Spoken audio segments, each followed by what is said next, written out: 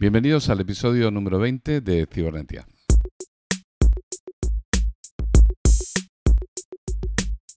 Bueno, para el episodio de hoy vamos a hablar de un estudio que tiene que ver con la ciberseguridad. Nos preocupa mucho, cada vez más. Sí, sobre todo porque los modelos de inteligencia artificial, los de lenguaje natural especialmente, están avanzando a pasos de gigante, pero la conciencia general que tiene la gente sobre la ciberseguridad aún está bastante por detrás. Sí, sobre todo porque damos por asumido muchas cosas. Por ejemplo, a mí me interesa este estudio que hemos elegido porque habla precisamente de los modelos de razonamiento. Sí, los modelos de razonamiento, ¿qué son? ¿Qué son? Modelos de razonamiento. Ya, es que el nombre también engaña un poco. Vamos a ir por partes. O sea, modelos donde aumentamos los tiempos de inferencia. Sí, básicamente lo que estamos haciendo es generar una cadena de texto que hace que el modelo genere una respuesta con más contexto de lo normal. Es un modelo que se autosugestiona. Tú le haces una pregunta, ¿no? Y él empieza a decir, vale, esto lo tengo que hacer así, lo tengo que hacer allá, tengo que tener en cuenta esto, lo otro, tal, y si lo hago así, y esto puede estar bien, esto puede estar mal. Entonces, todo ese texto es el contexto con el que luego genera la respuesta final. Bien, eso es lo que llaman la cadena de razonamiento. Exacto. Vale, pero ya he visto cosas en la cadena de razonamiento que son muy curiosas. Sí. ¿No? Y ves cosas que te llaman la atención. Sí. Recuerda aquella anécdota que comentaste que salían en la cadena de razonamiento frases como, por ejemplo, bien, esto que acabas de comentar no tiene nada que ver con la situación que están sufriendo los campesinos blancos en Sudáfrica. ¿De dónde sale esto? Que pensaréis, qué curioso, qué específico, ¿no? Martín, ¿por qué tan específico? Yo le estaba preguntando una receta sobre la pizza, o sea, no Pues creo que... Esto de lo que él habla es algo que ha pasado, por ejemplo, con la IA de XAI. Y no hace demasiado. No. Se ve que uno de los empleados, de forma completamente, ¿cómo dirías? No, lo ha hecho por su Aleatoria. cuenta. Sí. No, aleatoria no, pero sí, vamos, que lo ha hecho por su cuenta. Correcto. De forma autónoma. Decidió añadir, mejor dicho, una instrucción de sistema al modelo de la empresa, que es Grok, el que se utiliza en Twitter. El modelo Grok con Grok. K.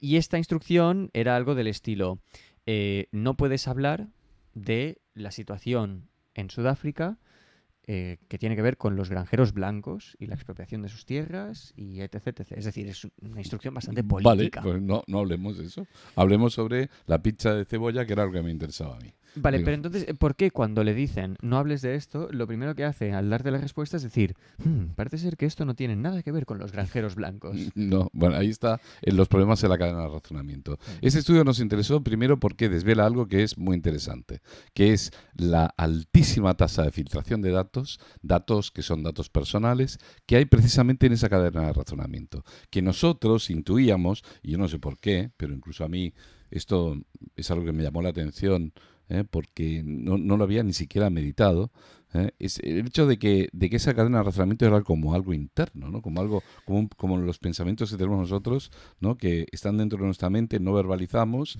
pero al final son las herramientas que utilizamos o la secuencia de pasos que utilizamos para luego verbalizar aquello que estamos pensando, ¿no? Intuimos que esa parte era absolutamente privada, como lo es en nuestro caso. Bueno, supongo que es lo que intentan simular.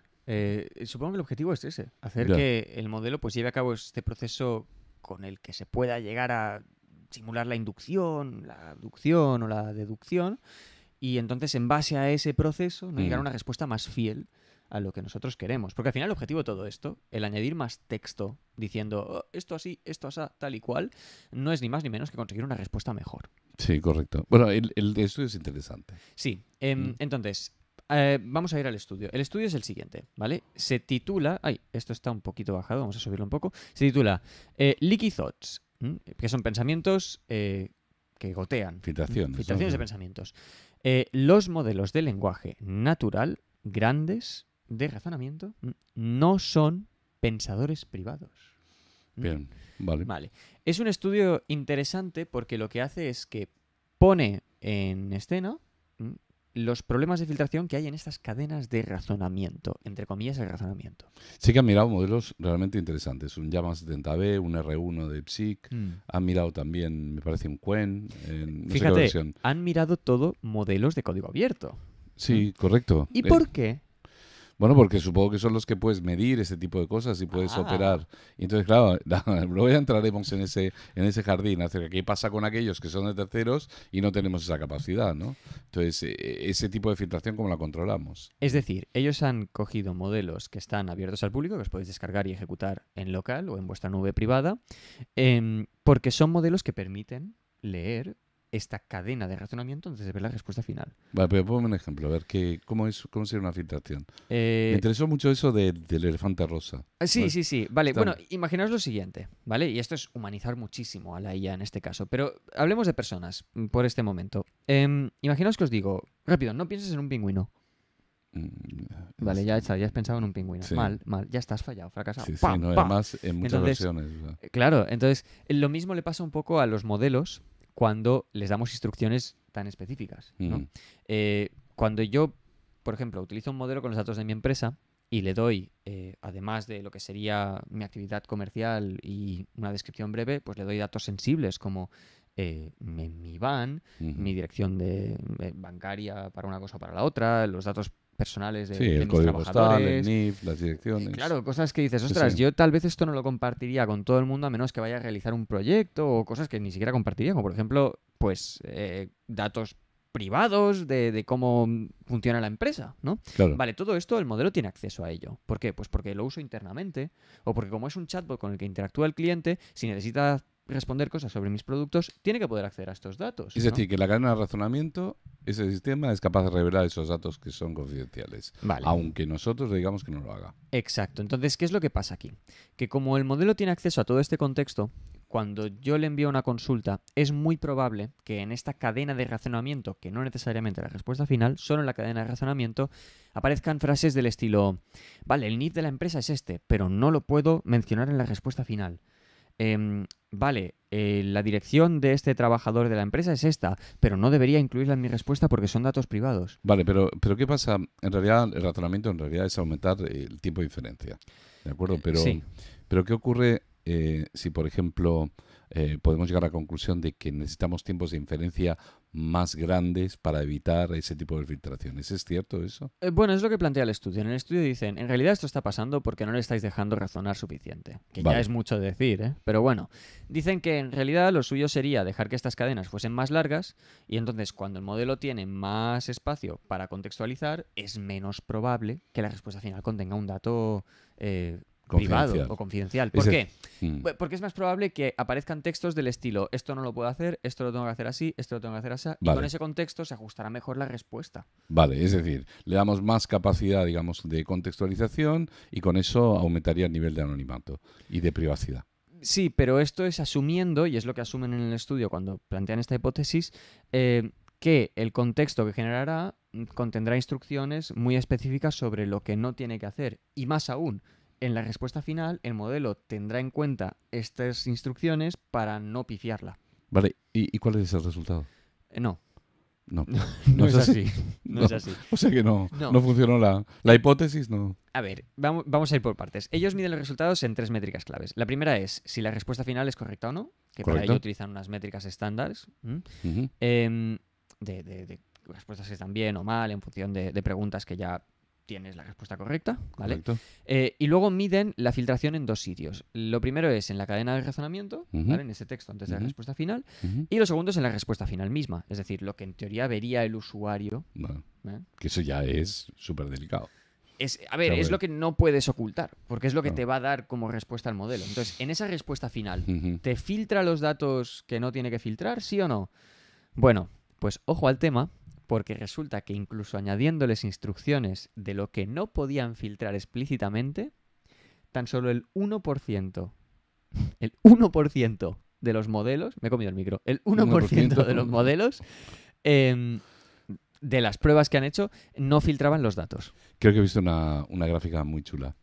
Sí. ¿Nos la puedes enseñar? Estaba, si no me equivoco, poquito más vamos a abajo. volver a compartir la pantalla, es esta de aquí. Ujú. Está un poco más abajo. A Correcto. ver. Sí. A ver. ¿Podría ser esta? No, un poquito más abajo. No, más abajo. Esta... Efectivamente. Sí, aquí esta está. de aquí. Vale. Entonces, Eva, ¿qué se ve en esta gráfica? ¿Mm?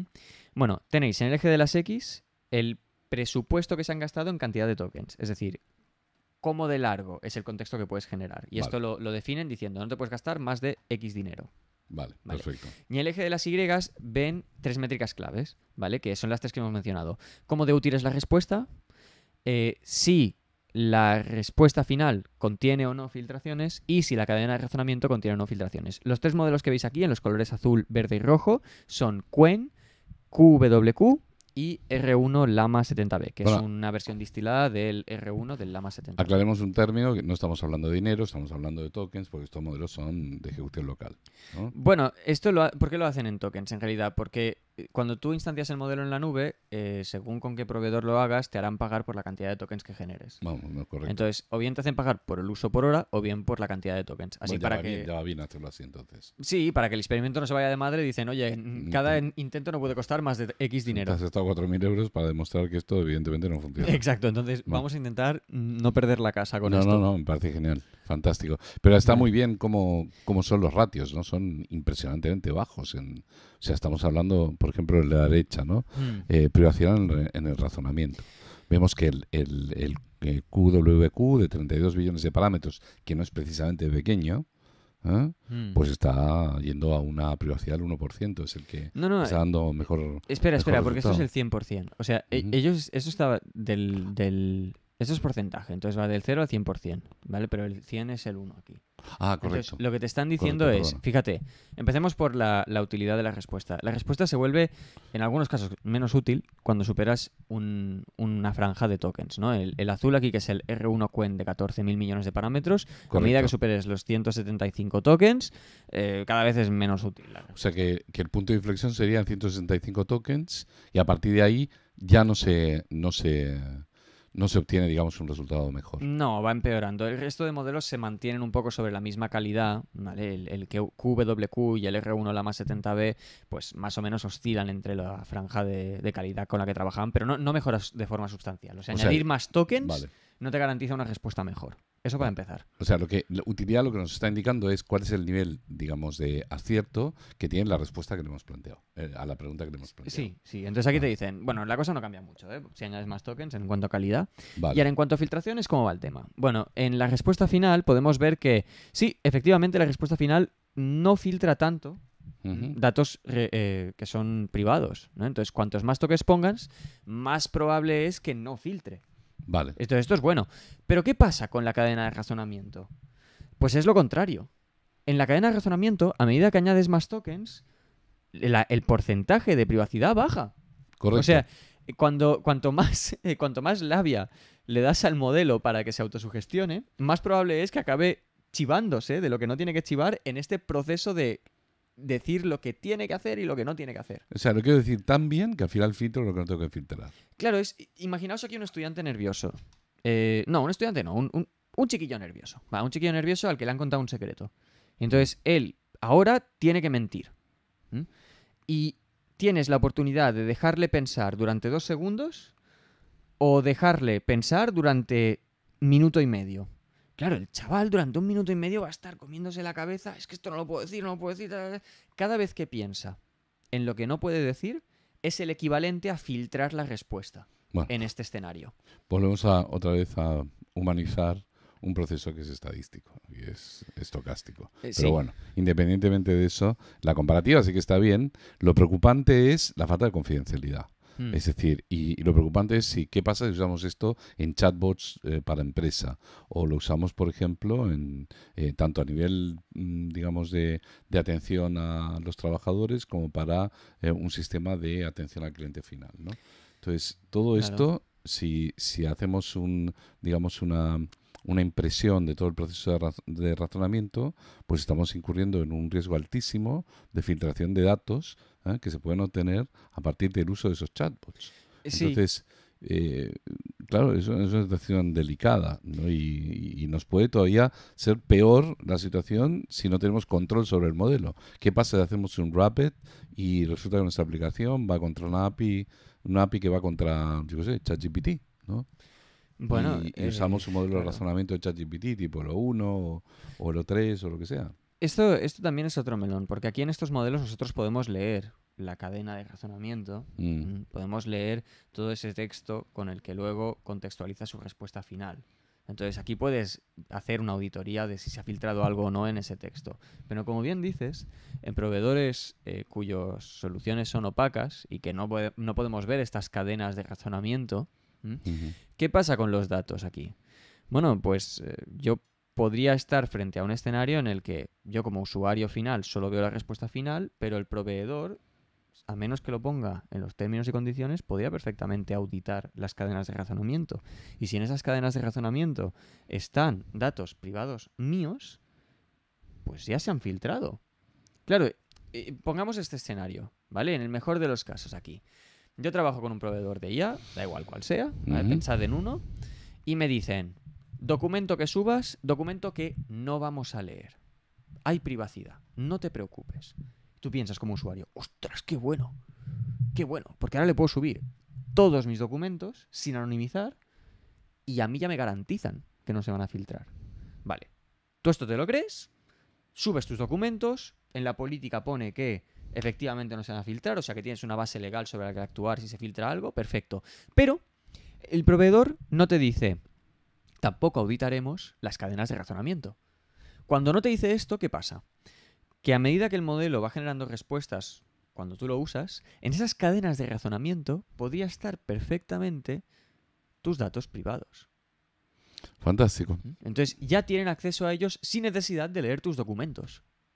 Fantástico. Bueno, lo que estamos comprobando es que a medida que la inteligencia artificial está evolucionando, la ciberseguridad es no solo necesaria, es absolutamente imprescindible.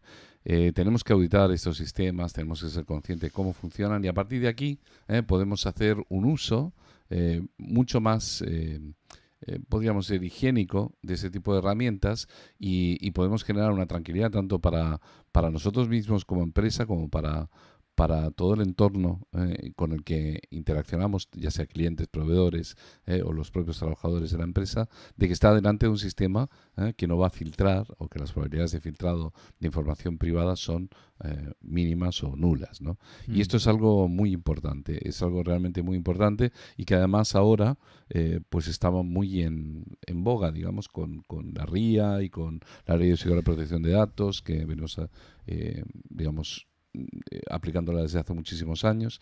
Así que es un estudio interesante, es un estudio apasionante, recomendamos la lectura. Sí, es un buen ejemplo de cómo en realidad si no se filtra por un lado, se filtra por el otro. Y al final la única forma de evitar estas filtraciones o de que nos quiten lo que es nuestro es primero teniendo una cultura del dato, es decir, entendiendo qué se puede enviar y qué no. Y segundo, usando sistemas que por lo menos sean transparentes. Es decir, si no puedo siquiera ver la cadena de razonamiento, es que ni siquiera sé si se está filtrando o no. Correcto. Lo mínimo sería tener un medio con el que auditar el sistema. Eso es lo mínimo. Claro, y tener capacidad de gobernanza de nuestros propios datos. Claro, o sea que si vais a usar modelos de razonamiento, nosotros, en base a este estudio y por principios, recomendamos que no uséis modelos que no son abiertos al público, porque no sabéis cómo se está procesando esa cadena. Y esa cadena, tal y como demuestra este estudio, puede tener perfectamente vuestros datos privados. Así que no necesitan acceder a vuestros documentos. Con poder acceder a esa cadena ya es suficiente. Bien, pues ahí dejamos el estudio.